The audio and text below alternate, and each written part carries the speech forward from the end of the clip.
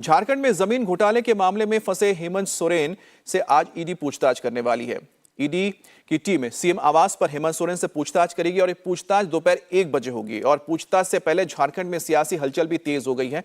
कल एक के बाद एक कई बैठकें हुई जिसमें हेमंत ने पार्टी और सहयोगियों के कॉन्फिडेंस को लेने के लिए कोशिश की।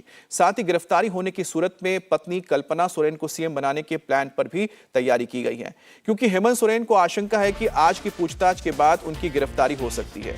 ईडी ने सीएम आवास के बाहर पैरामिलिट्री फोर्सेस की तैनाती की मांग की है। इसके बाद सीएम आवास और ईडी दफ्तर की भी सुरक्षा बढ़ाई गई है। सीएम आवास और राजभवन के आसपास धारा 144 लागू कर दी गई है। जमीन घोटाले के मामले में ईडी अब तक हेमंत सोरेन से 10 बार समन भेज चुकी है। वहीं हेमंत सोरेन लगातार पूछताछ से भागते रहे हैं और जमीन घोटाले में हेमंत सोरेन ने अब तक केवल एक बार ही ईडी के सवालों का जवाब दिया है, 20 जनवरी को। वहीं खबर है कि पूछताछ के पहले हेमंत सोरेन समन के खिलाफ सुप्रीम कोर्ट का रुख कर सकते हैं। और अगर नंबर गेम्स में देखें तो इस वक्त हेमंत सोरेन के 30 विधायक हैं, 16 विधायक कांग्रेस के, एक आरजेडी का, एक और पार्टी हेमंत सोरेन के साथ है। तो कुल मिलाकर 81 जो टोटल सीट्स हैं विधानसभा में, उसमें 47 सीटें इस वक्त हेमंत सोरेन के खेमे में है।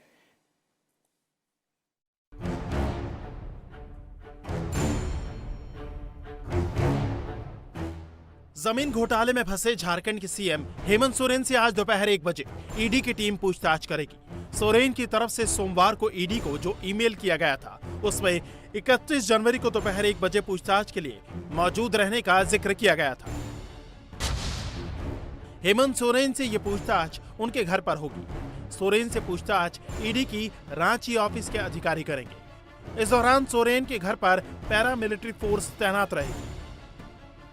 सूत्रों की माने तो ईडी पूछताछ के बाद हेमंत सोरेन को गिरफ्तार कर सकती है, क्योंकि इस वक्त झारखंड के 2 घोटालों में मनी लॉन्ड्रिंग से जुड़ी जांच में सीएम सोरेन ईडी की रडार पर हैं। एक अवैध खनन से जुड़ा है तो दूसरा जमीन घोटाले से। आज हेमंत सोरेन से जमीन घोटाले से जुड़े मामले में पूछताछ होनी है। जमीन घोटाला जो है जिसके बारे में हम लोग कह रहे हैं वो एक आर्मी की जमीन है रांची में, उससे संबंधित ट्रांजैक्शन हुआ। एक बरियातू रोड में जमीन है, उसके खरीद और उसके ओरिजिनल ओनर्स, फेक ओनर्स इत्यादि से चल के ये मामला। इस बीच कोर्ट में दाखिल ईडी की चार्जशीट इंडिया टीवी के पास है, जिसमें जमीन घोटाले से जुड़े हर किरदार और पूरे सिंडिकेट का खुलासा किया गया है। ईडी की चार्जशीट में लिखा है कि रांची के बरियातू में सेना की जमीन 4.5 एकड़ को हड़प लिया गया। ये काम प्रदीप बागची नाम के शख्स ने फर्जी पेपर तैयार कराकर किया। इसके बाद ईडी ने प्रदीप बागची समेत 7 लोगों को गिरफ्तार किया। साथ ही अफसर अली और revenue sub inspector Bhanu Pratap के घर छापेमारी की। छापेमारी में जमीन घोटाले से जुड़े कई फर्जी दस्तावेज बरामद हुए। भानु प्रताप है, उसकी तरफ से ही जब ईडी ने पूछताछ की उससे, तो उनकी तरफ से ही ये कहा गया कि जो सीएम है, क्योंकि सीएम का नाम लिया गया बाकायदा पूछताछ में, और इस बात का जिक्र किया गया कि उनके कहने पर ही जो अधिकारी है दूसरे वो काम कर रहे थे। तो अब ईडी की तरफ से जब समन किया जा रहा है तो बार बार ये पूछा जा रहा है कि आप ये बताएं कि इस जमीन से आपका क्या ताल्लुक है। रांची में कब्जा की हुई जमीन का असली मालिक प्रदीप बागची को दिखाने के लिए लैंड माफियाओं, बिचौलियों और नौकरशाहों ने मिलकर काम किया। साल 2021 में प्रदीप बागची ने यह जमीन कोलकाता के जगत बंधु टी एस्टेट लिमिटेड को बेच दी, लेकिन जांच में पता चला कि जमीन असल में अमित अग्रवाल नाम के शख्स को मिली। अमित अग्रवाल कथित तौर पर मुख्यमंत्री हेमंत सोरेन का करीबी बताया जाता है। झारखंड के सीएम हेमंत सोरेन को लेकर जिस तरह से ईडी ने समन किए हैं, उसमें भूमि घोटाले की चर्चा सबसे ज्यादा है। जिस जमीन को लेकर लगातार समन किए जा रहे हैं उनमें से एक जमीन ये भी आपको इस वक्त इंडिया टीवी पर आपको दिखाते हैं कि ये जो जमीन है, ये पूरी जो जमीन आपको दिखेगी तकरीबन 8.46 एकड़ जमीन इसको बताया जाता है।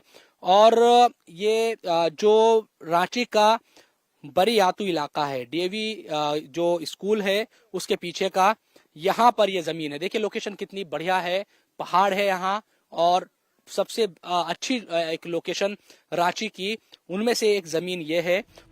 ईडी के सूत्रों की माने तो इस जमीन को बेचने के बाद जो पैसा आता था उसका एक बड़ा हिस्सा सीधे मुख्यमंत्री हेमंत सोरेन को पहुंचता था।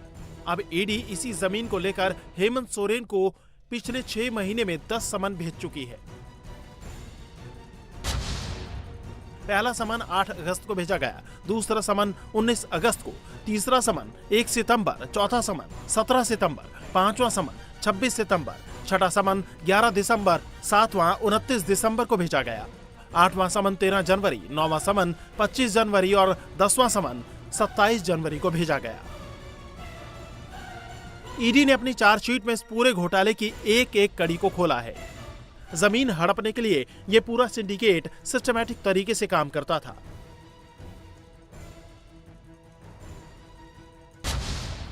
पुराने दस्तावेजों से असली मालिकों के नाम हटाने के लिए केमिकल का इस्तेमाल किया जाता था, फिर उनकी जगह नकली मालिकों के नाम लिख दिए जाते थे।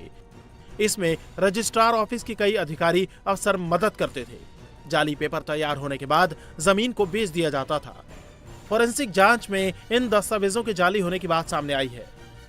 ईडी ने जांच के दौरान पाया कि झारखंड में ऐसी दर्जनों जमीनें हैं जिनके असली मालिक कोई और हैं, लेकिन इन्हें फर्जी दस्तावेजों के जरिए हड़प लिया गया।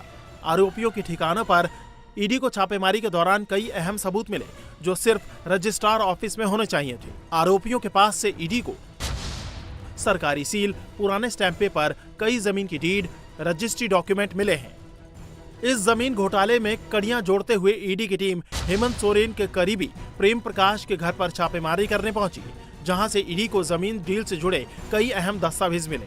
प्रेम प्रकाश को ईडी ने अगस्त 2022 में भी गिरफ्तार किया था। तब उसे झारखंड के अवैध खनन घोटाला में मनी लॉन्ड्रिंग के आरोप में गिरफ्तार किया गया था। अवैध खनन घोटाले में भी सीएम सोरेन से ईडी पूछताछ कर चुकी है। इन्हीं करीबियों के जरिए ईडी सीएम हेमंत सोरेन तक पहुंची है।